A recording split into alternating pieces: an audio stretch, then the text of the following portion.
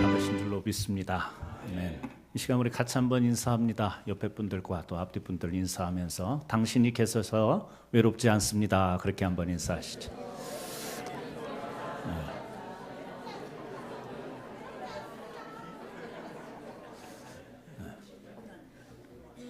네. 아멘. 오늘 고독을 이겨내십시오 이런 제목으로 여러분과 함께 은혜를 나누겠습니다. 인사 그만. 예. 너무 외로우셨나 봐요. 인사가 그냥 길어지시는 걸 보니까. 고독을 이겨내십시오 이런 제목으로 말씀을 나눕니다. 하나님은 우리를 하나님과 교제할 수 있도록 하나님의 형상을 따라 우리를 만드셨습니다. 동시에 또 다른 사람들과 우리가 교제하도록 하나님은 우리를 만드셨죠. 그래서 인간은 영적인 존재이면서 사회적 동물이다 이렇게 우리가 말하기도 합니다. 우리는 믿음으로 우리들의 믿음의 그 공백, 영적인 고백을 채워야 합니다. 아울러서 또 사람들과 이 깊은 유대와 애정을 나누면서 또 우리들의 사회적인 또 고독을 달래가면서 살아가야 됩니다. 이것이 우리가 부족하게 되면 영적인 체험과 또 사람과의 관계가 부족하다 보면 이 존재론적인 외로움을 느끼게 돼 있다라는 것이죠. 오늘은 지난 시간에 이어서 우리가 고독에 대해서, 외로움에 대해서 말씀을 같이 나누려고 합니다. 지난 시간에는 우리가 삭개오를 통해서 우리들의 영적인 공백을 주님을 만남으로써 채우는 내용을 말씀을 나눴고요. 오늘은 좀 관계적인 측면, 우리 사람들과 서로 관계적인 측면에서 한번 말씀을 나누기를 원합니다. 심리학자인 슈케민과 서맷이 생활 속에서 형성되는 인간 관계를 네 영역으로 설명했습니다. 그래서 사람들이 이 네 가지 영역에서 충족되어지는 관계가 될 때 우리는 외롭지 않다, 고독하지 않다, 그렇게 부학자는 이야기를 합니다. 어떤 영역이냐? 첫 번째로 가족적 동반자가 우리 사람에게는 필요하다라는 거죠. 패밀리 파트너가 필요하다라는 겁니다. 우리 삶에 필요한 동반자 중에서 첫 번째는 가족이라고 하는 것이죠. 부모가 있고 형제, 자매, 친척과 같이 가족애를 나눌 수 있는 혈연적 관계가 내 삶 가운데에 연결되어 있을 때, 가정이라고 하는 것은 우리 인생의 이 등반에 있어서 베이스 캠프와 같은 역할을 하는 것이기에 우리가 가족끼리 서로 이해하고 위로하고 또 우리가 지원해 줄 수 있는 그런 관계가 온전할 때 우리는 외로움을 이길 수 있다. 그렇게 이야기를 합니다. 두 번째는 낭만적 동반자가 필요하다고 이야기합니다. 로맨틱 파트너가 필요하다고 이야기합니다. 낭만적 동반자는 사랑과 애정을 나눌 수 있는 그 연인, 애인, 이성, 친구, 또 가족의 범주에도 포함이 되겠죠. 사랑하기 때문에 부부가 되고 가족이 되는데, 이런 사랑의 대상을 찾고 사랑하는 동안에 우리는 고독을 이길 수 있다. 그렇게 이야기를 합니다. 또 세 번째, 사교적 동반자가 필요하다라고 이야기하죠. 소셜 파트너가 필요하다라는 겁니다. 일상생활 가운데서 우리가 부담 없이 만나서 생각과 감정을 나눌 수 있는 개인적인 친근감과 신뢰의 바탕을 두고 서로 긍정적인 정서적 교류를 나눌 수 있는 사람, 그런 사람이 우리에게 필요하다라는 거죠. 네 번째는 직업적 동반자입니다. 워킹 파트너입니다. 우리가 직업 활동을 함께하는, 그래서 동료로서 같이 같은 목표를 지향하면서 협력적으로 살아가게 되는 관계를 이야기를 합니다. 이상의 이 네 가지 우리 인생의 동반자가 있을 때 우리는 서로 친밀하고 배려하고 효율적인 관계를 형성하면서 만족과 행복을 누리며 살아갈 수 있다. 이렇게 슈케만과 서맷은 이야기를 합니다. 그런데 가만히 보면 이 네 가지가 우리에게 항상 존재하느냐? 그것은 아니라는 사실입니다. 우리가 세월이 지나감에 따라서 가족들이 흩어지기도 합니다. 또 세상을 떠나기도 합니다. 함께 서로 가까이 있어서 좋았던 가족이지만 가족의 상실을 경험하기도 합니다. 뿐만 아니라 낭만적 동반자도 사랑했지만 헤어져야 되는 때도 있는 것이고 부득이하게 또 떨어질 수밖에 없는 일들도 생깁니다. 사교적 동반자, 친밀하고 가까이에서 서로 감정도 나누고 좋은 것 또 힘든 것을 같이 나눴지만 또 어느 시점에서는 토라지기도 하고 틀리기도 합니다. 그래서 또 갈라지기도 합니다. 우리의 삶 속에 동반자라고 하는데 이 동반자가 영원한 것이 없습니다. 그래서 이 동반자를 이 심리학자는 이야기하지만 이 동반자라고 하는 것이 항상 우리의 고독과 외로움을 덜어줄 수 있는 그것을 외로움을 덜어내는데 보장해 주는 것은 아니라는 사실을 우리는 기억합니다. 가족 관계에서도요. 가족 관계도 그 존재 자체로서 가족인데 오늘날 세상은 그렇지 못하는 것 같습니다. 체코 출신의 이 천재 작가 프란츠 카프카가 쓴 변신 이 소설을 여러분들이 읽어보신 분들도 계시리라 생각이 듭니다. 이 소설을 간단히 소개하자면 주인공 그레고르 그는요 아버지가 부도를 맞았습니다. 그리고 여동생이 있고 어머니가 계신데 이 그레고르가 한 집안의 경제를 이제 다 맡아서 직물 공장의 판초기원으로 영업사원으로 일을 하면서 그 한 가정의 경제적인 중추의 역할을 하면서 감당하면서 살아갑니다. 그런데 이 소설이 환타지 같이 하루 저녁에 잠을 자고 일어났더니 자신이 곤충으로 변해 있는 겁니다. 한 집안을 떠받치고 있던 이 사람이 어느 날 자고 일어나니까 자기가 곤충으로 돼 있는 거예요. 가족들이 이 사실을 보고 충격을 받습니다. 그러면서 집안 밖으로 나오지 못하게 합니다. 집안의 경제를 책임져야 되는 사람이 이제 곤충으로 변했기 때문에 그 가족에게 정말 멘붕이 온 거예요. 그런데 이제 동생도 어머니도 일을 찾아 나서기 시작합니다. 이 그레고르가 담당했던 그 경제적인 일들을 이제 서서히 가족들이 분담하면서 곤충이 되어 있는 이 그레고르를 집안에 가두기 시작합니다. 밖으로 나오려고 하면 가둬두고 가족들이 멀찌감치서 함께 하는 이야기를 함께 나누지 못한 채 방 안에 갇혀서 엿들으면서 그렇게 생활할 수밖에 없었습니다. 여동생이 음악을 하는데 그 음악하는 것을 다 도왔어요. 그런데 그 여동생이 그런 정 때문인지 모르지만 곤충으로 그 방 안에 갇혀 있는 그레고르에게 음식도 좀 갖다 주면서 여러 가지 배려를 했습니다. 그러나 시간이 지나면서 서서히 시간이 지나면서 여동생이 그 부모님과 하는 이야기를 들어보니까 저것은 갖다 버려야 된다 이런 이야기가 들려오는 거예요. 어느 날 굉장히 곤충으로 변해버린 이 그레고르가 외독과 고름 속에서 이제 죽게 됩니다. 그랬더니 그 소설의 마지막은 어떻게 되냐면 이제 그 그레고르가 싸늘한 시체로 죽었는데 그 죽음 앞에서 가족들은 시원하다는 듯이 같이 오랜만에 야유회를 가는 것으로 여행을 가는 것으로 그 소설이 끝맺혀진다라는 겁니다. 물론 소설입니다. 소설이지만 이것이 이야기하는 바가 뭔가. 그레고르가 그 집안에서 가족들이 이 어려울 때 경제적으로 어려울 때 모든 것을 다 서포트하는 그런 역할을 했는데 곤충으로 변해서 우리가 흔히 하는 말처럼 이제 벌레의 삶을 살아가는 그런 하루아침에 낙오자가 된 삶을 살아갈 때 가족들이요 가족의 일원으로서 처음에는 그런 대로 가까이 하다가 대우를 하다가 나중에는 이제는 멀리합니다. 나중에는 없어졌으면 좋겠는 거예요. 그 집에서 사라져버렸으면 좋겠는 겁니다. 그래서 죽었을 때는 이제 뭔가 무거운 짐을 벗어버린 듯이 오랜만에 가족들끼리 야유회를 떠나가는 뭐죠? 가족이었지만 그 집안에서 유용성이 떨어지니까 좀 직접적으로 표현하면 그 가족에서 쓸모없는 인간이 되니까 가족에게 버림을 받는 거지. 여러분 가족의 동반자가 있다고 해서 고독하지 않은 게 아닙니다. 옛날에 우리나라에 고려장이라는 게 있었습니다.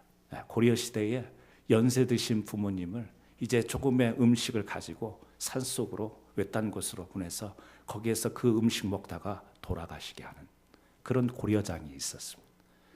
근데 전설이에요. 들려오는 이야기 중에 그 고려장이 고려 시대 때에 국가에서 장려한 그런 어떻게 보면 법이었는데 이 고려장이 사라지게 된 배경이 뭔가 그런 전설로 내려오는 이야기가 있습니다.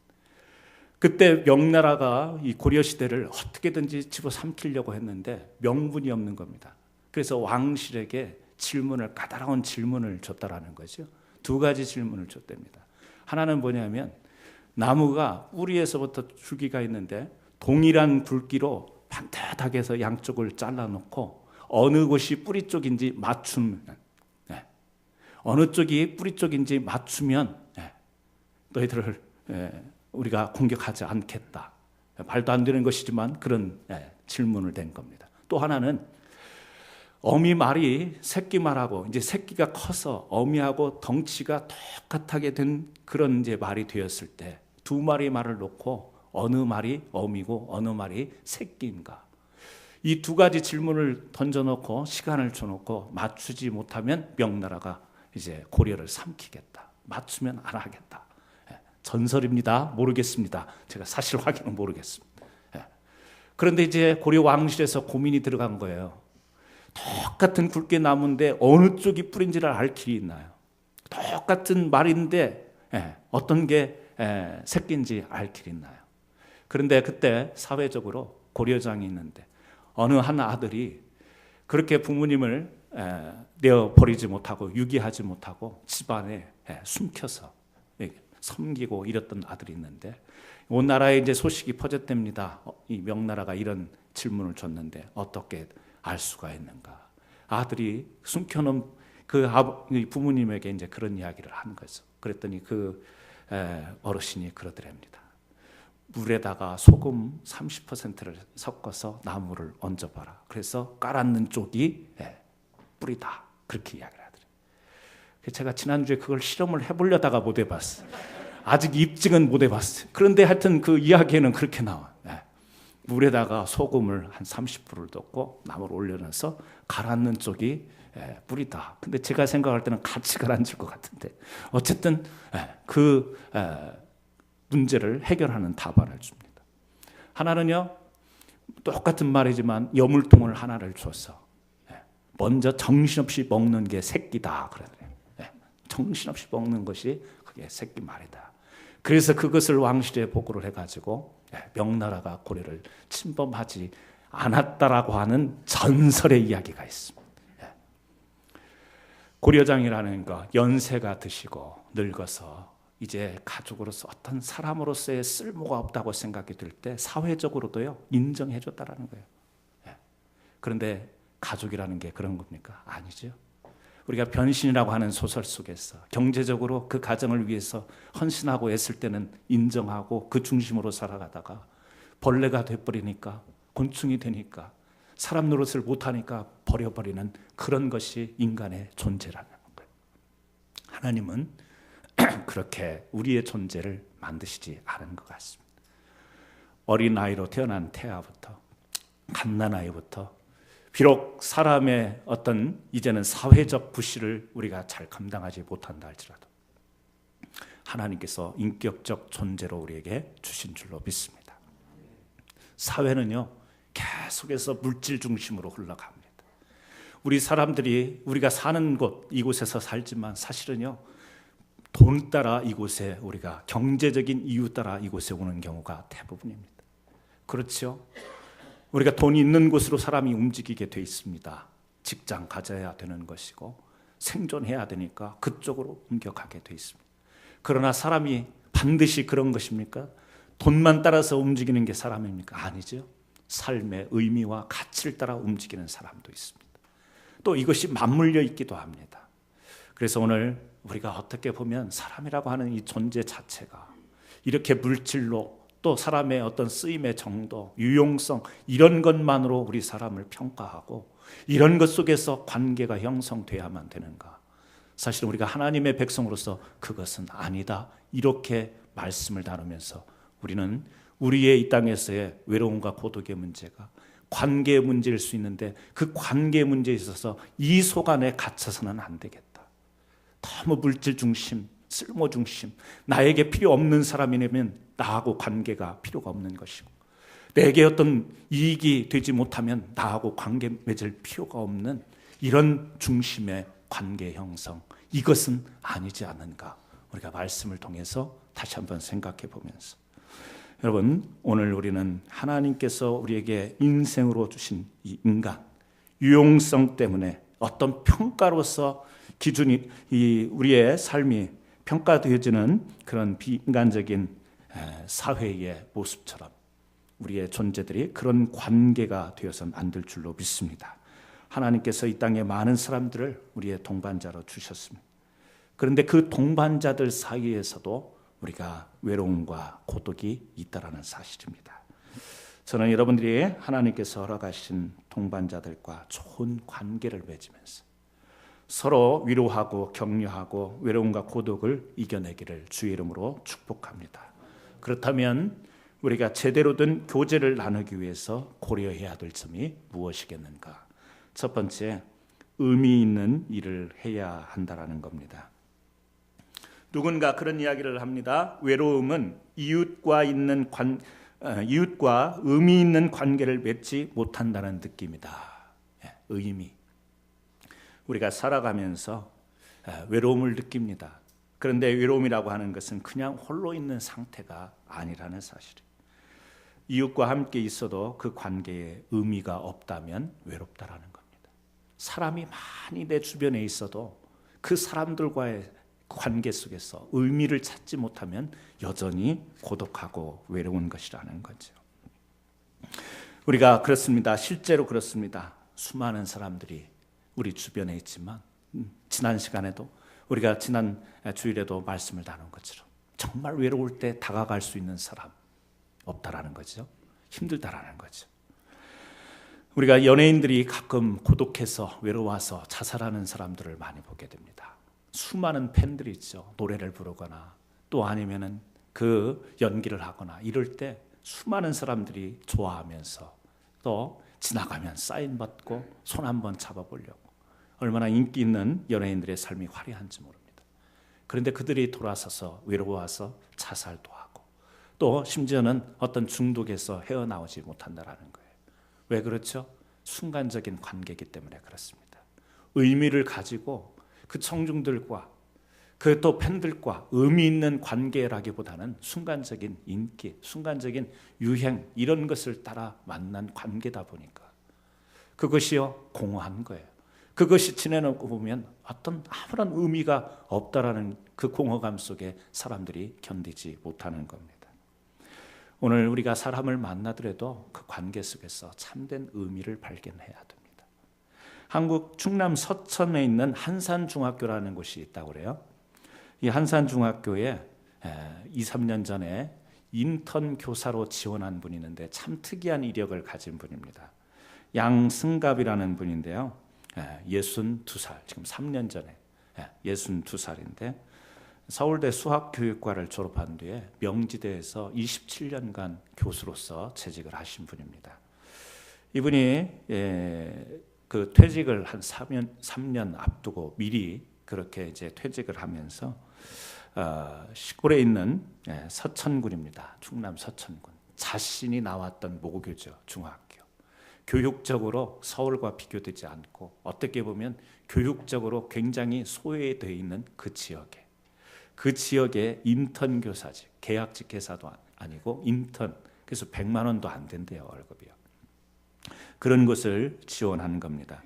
그런데 이 양승갑 교수는요, 우리나라의 그 수학 올림피아드, 세계 수학 그 경시 대회를 준비하기 위해서 우리나라에서 책을 만드신 분이어서 많은 사람들이 그 수학 올림피아드를 출전하게 될 때 이분의 책을 많이 보고 또 준비를 한다라는 거죠. 유명한 분이라는 거죠, 수학계에서.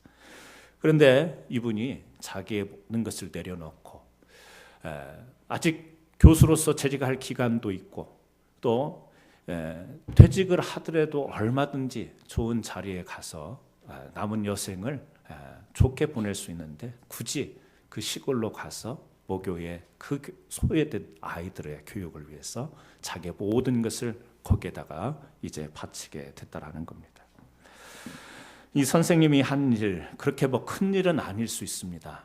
그런데 자기의 소중한 것을 아깝게 여기지 않고 사람들이 일반적으로 이제 남은 여생을 어떻게 좀 편안하게 보낼 수 있을까? 27년의 교수직을 했으니까 이제 남은 여생을 좀 편안하고 좀 쉬면서 이렇게 보낼 수 있겠지만, 그분은요 오히려 고생을 자주 하면서 그 시골로 내려가서 소외된 아이들에게 수학을 가르치는 일을 했다라는 거죠.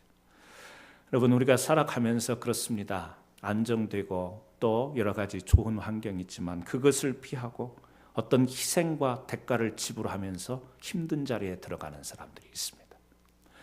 우리가 그렇습니다. 사람은 어떤 희생과 대가를 지불해도 아깝지 않다라고 하는 그 일에 우리가 매진하게 될 때 고독과 외로움을 이겨낼 수 있는 거죠. 누가 보면요 이해가 되지 않습니다. 뭐하러 그렇게 고생을 사서 하는가? 좀 편안하게 좀 자기가 가진 것을 누리면서 살지. 그런데 당사자는 그렇지 않습니다. 고생이 되고 누가 보더라도 힘겨운 일이지만 아니에요. 이 마음속에 가치를 찾는 겁니다. 의미를 찾기 때문에 그런 의미를 붙든 사람들은 고독하지 않은 겁니다. 외롭지 않은 거예요. 힘들어도 거기에서 가치를 발견하고 힘들어도 재밌고 즐거운 것입니다. 사도 바울에게 가족이 없었습니다. 사도 바울은 1차, 2차, 3차 전도에 나중에 로마에 이제 포로로 잡혀가서 또 전도하게 되는 4차 전도 여행까지 그는요 동분서주하면서 복음을 전하게 됩니다. 수없는 많은 박해에 부딪혀요. 매를 맞기도 하고 생명의 위협을 느끼기도 합니다. 시기하고 질투하는 사람들이 주변에 많이 있었습니다. 감옥에 갇히기도 합니다. 그런 가운데서도 우리가 성경을 볼 때 외로움과 고독을 느끼는 것 같지가 않습니다. 오히려 감옥에서 힘들고 외로운 곳에서 편지를 씁니다. 옥중에서 성도들에게 그 감옥 밖에 있는 자유로운 몸이 되어 있는 교회들을 향해서 어떻게 편지를 합니까? 항상 기뻐하라. 기뻐하라. 내가 다시 말하노니 기뻐하라. 빌립보서의 말씀. 감옥에 갇혔어. 고독한 시간 아니겠어요? 외로운 시간 아니겠어요? 자신의 뜻을 펼치지 못하고 갇혀 있는 상태, 자유를 잃은 상태에서 힘들 텐데 오히려 그는요 그 밖에 있는 사람들을 향해서 기뻐하고 즐거워하라. 네.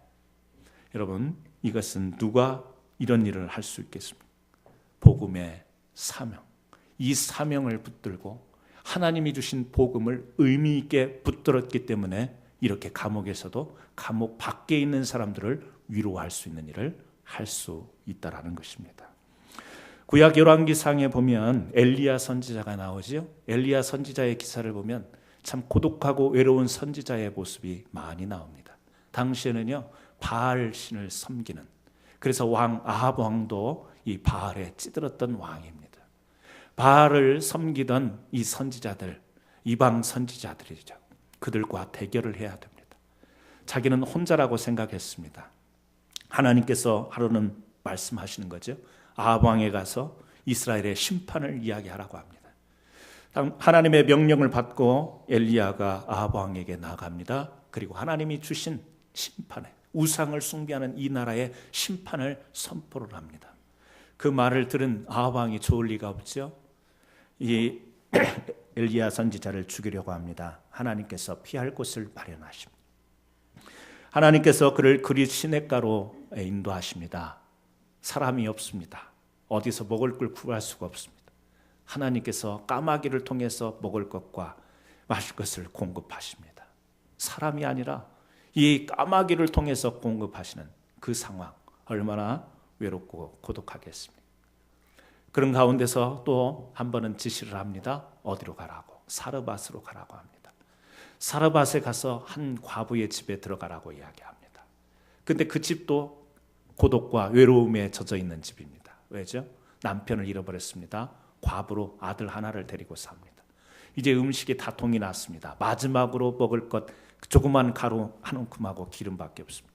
그거 아들하고 먹고 죽으려고 하는데 하나님이 그 고독한 가정으로 보내시는, 그 외로운 가정으로 보내시는, 영적으로 혼자 바알신을 섬기는 자들과 싸워야 되는 영적으로 고독한 이 엘리야를 삶의 고독을 느끼는 그 사르밧 과부의 집으로 보내셨어요. 영적으로 고독한 자와 삶의 고독한 자를 만나게 하세요. 만나게 하셔서 어떻게 하죠? 하나님의 주신 말씀으로 그 집안에 가루가 차고 넘치도록 만드십니다. 가루가 음식이 많아진 것이 아니라 하나님의 은혜가 임한 것이죠.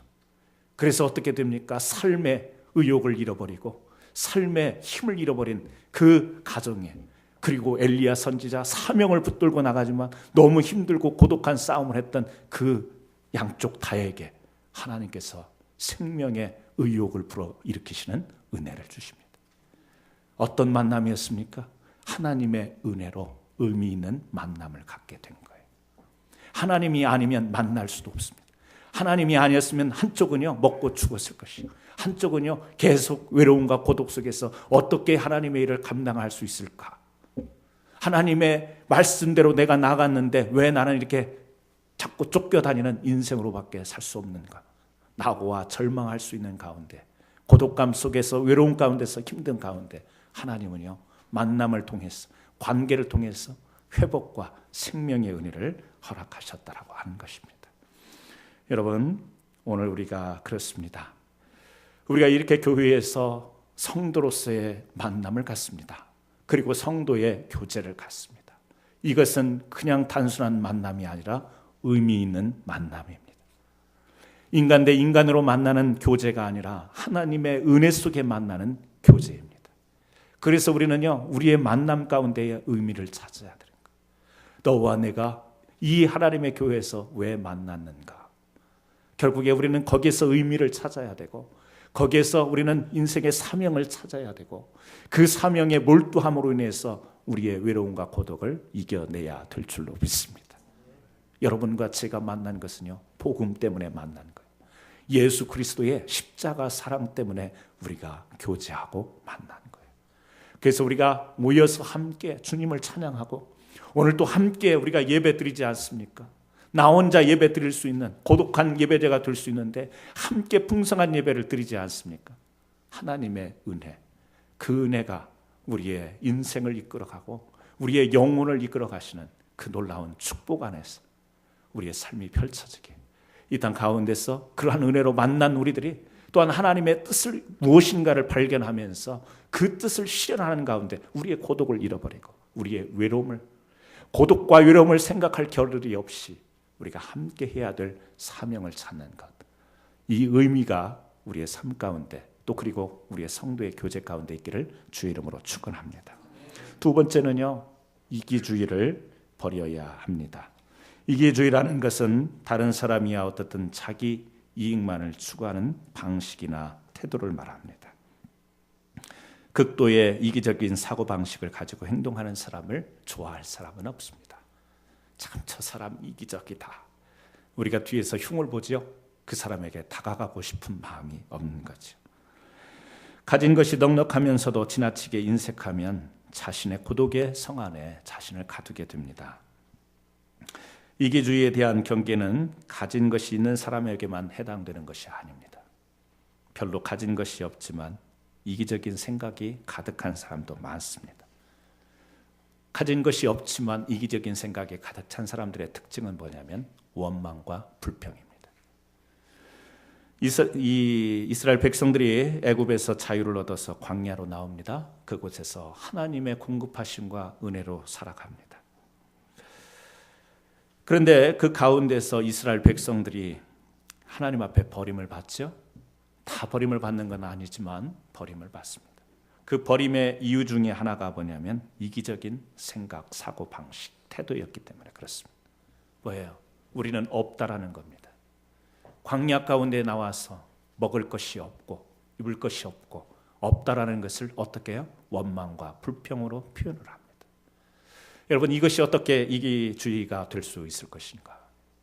여러분, 하나님의 공급하심 있는 것을 보지 못하고 자기네들이 인도하심, 기적적인 홍해 바다를 건너와서 날마다 공급하시고 헤어지지 않게 하시고 인도하시는 풍성한 하나님의 은혜를 보지 못하고 자기들의 생각과 자기들의 마음속에 흡족하지 않은 것을 원망과 불평으로 토해내는 것, 이것이 여러분 이기주의적인 생각, 태도라는 사실입니다. 나는 가진 것이 없다. 이 사회는 왜 불공평한가? 왜 이렇게 어려운가? 우리가 원망과 불평할 때가 많이 있습니다. 물론 자기 자신에 대한 원망과 불평, 자기 자신이 그렇게 하지 못하는 것에 대한 어떤 반성의 의미로 하는 것도 있지만 정말 나의 모든 형편의 모든 처지를, 결과를 타자에게 돌리고 사회에게 돌리는 경향들이 많이 있습니다. 여러분, 그것 또한 이기주의라는 생각을 우리가 놓쳐서는 안 될 겁니다. 다른 사람에게 베풀지 아니하면서 다른 사람에게 요구하는 것. 나는 없으니까 베풀지 못하는가요? 여러분, 베푼다라는 것을 꼭 물질적으로만 생각하시는가요? 돈으로만 생각하시는가요? 아니죠. 우리는 돈 이전에 사람에게는 마음이라는 게 있습니다. 돈 이전에, 물질적인 이전에 사람의 정신, 생각, 마음, 정, 이런 것이 있어요. 없다 할지라도 말 한마디로 우리가 정을 나눌 수 있습니다. 말 한마디라도 다른 사람을 일으켜 세울 수 있는 겁니다. 그런데요, 내가 없다라는 어떤 그 물질적인 가난함을 생각하면서 말도요, 다른 사람을 칭찬하고 격려하고 인정해 줄 수 있는 풍요로운 것이 자기가 가지고 있음에도 불구하고 항상 그 사람에게는 메마른 불평과 원망만 나가는 것.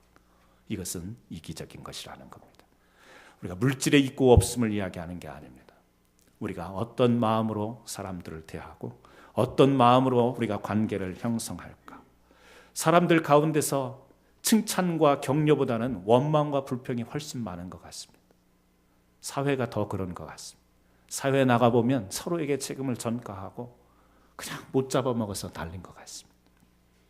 없어서 그렇습니까? 아닙니다. 있습니다. 풍요로운 것이 우리에게 있습니다. 이스라엘 백성 광야 가운데 하나님은 풍성한 걸 주셨어요. 풍성한 은혜가 있었어요. 그런데도 그들은 불평과 원망했어요.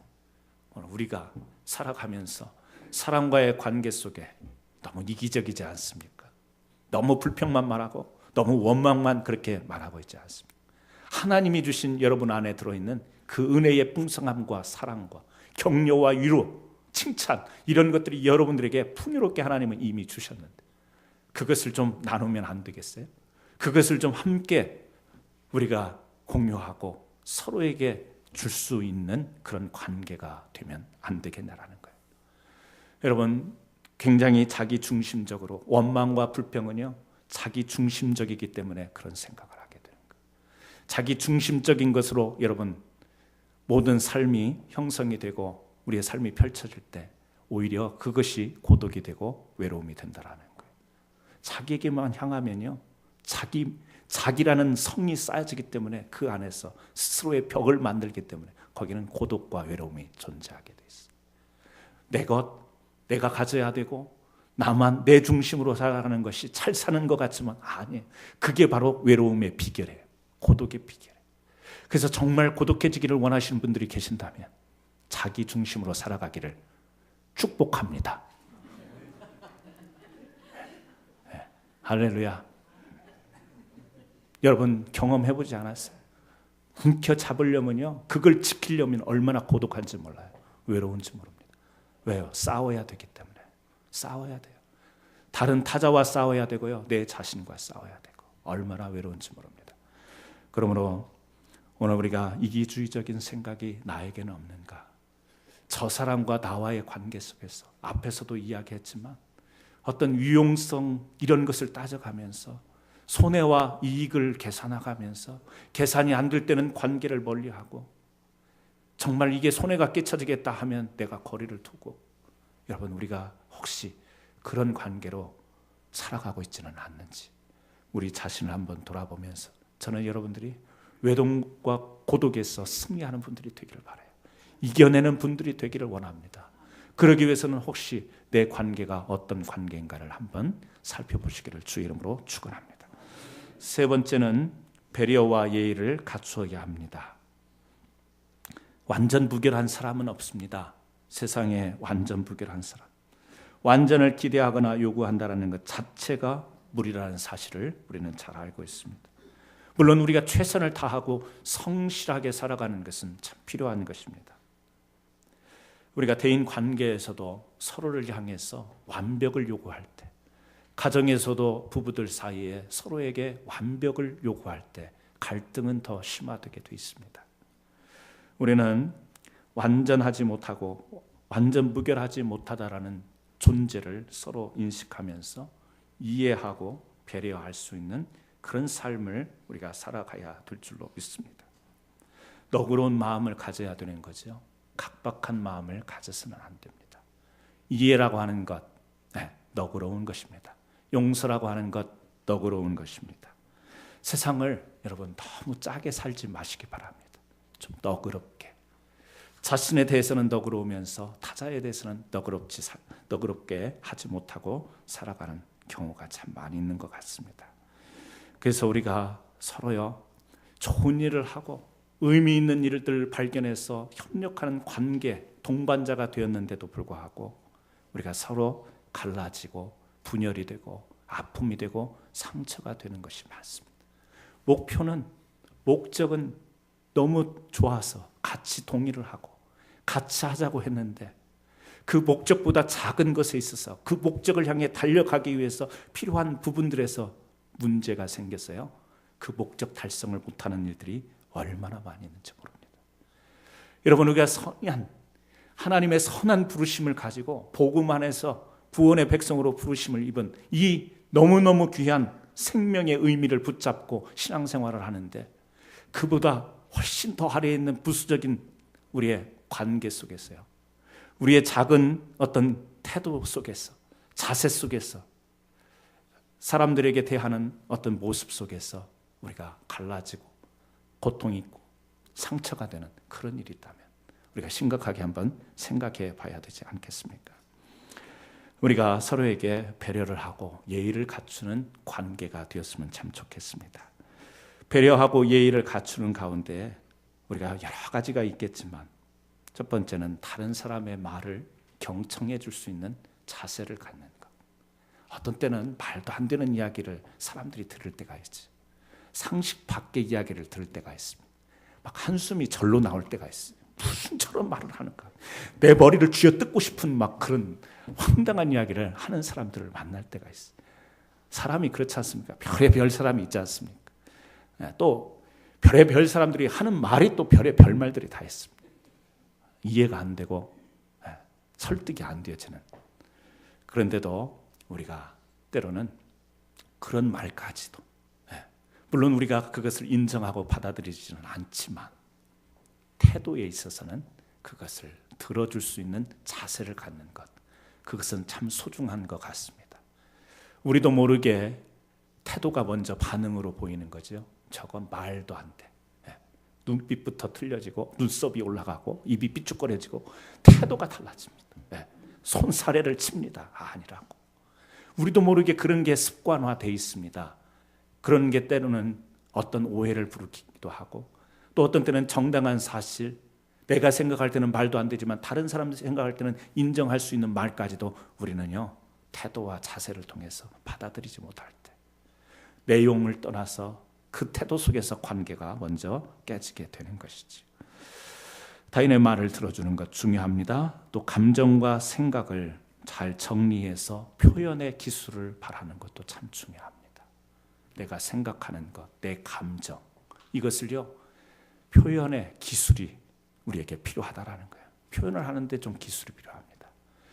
이 말을 우리가 이것을 잘 하지 못하니까 성경에 보면 혈기를 부린다, 그런 말도 있습니다. 그래서 우리는 또 그 말을 잘 사용합니다. 저 집사 왜 저렇게 혈기를 부려? 이런 이야기를 합니다. 받아들이는 사람이나 표현하는 사람이나. 왜 그렇죠? 사람이 감정이 있는데 감정을 표현하지 않을 수가 없죠. 감정은 표출되게 돼 있어요. 화나면 뭔가 집어 던지는 액션을 하기도 하고 부수기도 하고 막 주먹으로 벽을 치기도 하고. 그 미국에 와갖고 막 황당한 경우가 많았어요. 유스 그룹들 한참 사춘기 아이들. 그래서 교회 벽이 벽돌로 돼야 되는데 드라이월로 돼가지고요. 전에 저쪽 있던 동네에서 막 그 유스 그룹 아이들이 막 집에서 해결할 일을 왜 교회 와가지고 벽을 뚫냐고 몇 번을 때웠어요. 드라이월을 이게 부서져가지고. 감정을 표현하죠. 아이들만 그렇습니까? 청소년들만 그렇습니까? 우리도 감정을 표현합니다. 감정적 존재니까. 그러나 그것을 표현할 줄 아는, 생각과 감정을 정리해서 우리가 표현할 줄 아는 성숙한 모습으로 우리가 살아가게 되면 관계 속에서요, 내용을 떠나서 표현 때문에 깨트려지고 어려워지는 경우가 얼마나 많은지 모릅니다. 내용은요, 서로가 공감하는 거예요. 그래서 나중에 화해할 때 뭐라고 그래요? 내가 네 말 알아듣고 네가 내 말 알아들었잖아. 같다는 거예요. 안다는, 공감한다는 거예요. 근데 너 왜 그때 그랬어? 그 말은 뭐예요? 왜 그렇게 감정을 표출했어? 왜 그런 방식으로 표현을 했어? 이 말이거든요. 우리가 그렇습니다. 사람의 마음과 마음이 닿을 수 있는데 그 외적인 표현 때문에 그 내용 자체가 깨지는 일이 생겨서는 안 될 줄로 믿습니다. 우리 사랑하는 성도들, 복음 안에서, 믿음 안에서 구원의 백성으로 우리가 함께 성도의 교제를 나누는데 혹시 감정, 생각이 잘 정리되지 못해서 관계가 깨트려지는 일이 없기를 주의 이름으로 축원합니다. 깨지고 나면요, 속상해요. 깨지고 나면 외로워요. 고독해요. 나를 이해해 주지 못한 것 같고 내 생각을 세상이 받아주지 못하는 것 같고 고독감과 외로움이 오는 것입니다. 우리가 그런 말이 있습니다. 경쟁 대신 서로 협력을, 경쟁 대신 서로 협력을, 비교심 대신 서로 인정을, 비방함 대신 서로 칭찬을, 미워함 대신에 서로 사랑함을. 경쟁 대신에 협력하고 비교하지 말고 서로 잘하는 것을 인정해주고 비방하지 말고 칭찬하고 미워하지 말고 사랑하자라는 거예요. 그래서 경쟁하고 비교하고 비방하고 미워하는 것은 서로 무너뜨리는 거고요. 그로 인해서 서로가 외롭게 된다라는 거예요. 그러나 서로 협력하고 인정하고 칭찬하고 사랑하면 서로를 세워주게 되는 것이고 서로를 연합하게 만든다라는 겁니다. 사랑하는 성도 여러분, 오늘 우리가 서로에게 배려와 예의를 갖추는 아름다운 관계를 맺었으면 좋겠습니다. 사람과 사람이 만나는데 그 자체로는요, 오픈이 안 되는 거예요. 하나님이 주신 그 사랑이 우리 안에 있어야 사람과 사람이 만나서 서로가 열리게 되는 것입니다. 한번 따라서 해볼까요? 사람. 네. 여러분의 입술의 차이가 뭐예요? 사람을 할 때는 입술이 닫히고 사랑 그러면 입술이 열리고. 근데 이게 안 되는 분들은 병원 한번 가셔야 돼요. 사랑 그랬는데 입이 닫히는 분들은 병원 가셔야 됩니다. 네. 웃자고 하는 이야기지만 사랑과 사람만으로 만나면 닫혀버린대요. 근데 사랑으로 만나면 서로가 열린대요. 그럴듯하죠? 누가 지어냈는지 잘도 지어내요. 사랑. 그래서 우리가요, 서로 주의 사랑 안에서 아무리 사람과 사람이 관계를 잘 하려고 해도 하나님의 그 크신 사랑이 바탕이 되지 않으면 우리가 열리지가 않습니다. 협력이 되지 않고 칭찬이 안 되고 우리가 같이 함께 인정할 수 없는 그런 관계가 되어버리는 거죠. 오늘 사랑하는 성도 여러분, 우리에게 혹시 영적인 공백 때문에 외로움이 있으십니까? 지난주에 말씀드린 것처럼 주님을 진정으로 만나시는 역사가 있기를 바랍니다. 뿐만 아니라 살아가면서 성도로서 믿음을 가지고 살아가지만 여전히 우리에게 고독한 것이 있습니다. 그래서 하나님은 성도의 교제를 허락하셨어요. 그래서 이 교제를 우리가 나눌 때 항상 하나님이 우리를 만나게 하신 그 의미를 찾도록 노력하시기를 주의 이름으로 축원합니다. 사람을 대할 때 쓸모 있는가 없는가, 나에게 유용성이 있는가 없는가, 손익관계를 따지지 말고 병들었으나 나이 들어서 연세가 많이 들고 늙고 이랬어도 하나님이 우리를 지신 그 존재 자체로 서로 인정하고 배려하고 격려하고 공경할 수 있는 저와 여러분 되시기를 주의 이름으로 축원합니다. 여러분의 마음속에 사랑이 회복되어서 누구를 대할 때도 하나님이 우리를 대하듯 또 우리가 하나님을 섬기듯 그렇게 할 수 있는 저와 여러분 되기를 주의 이름으로 축원합니다. 기도하십니다. 하나님 감사합니다.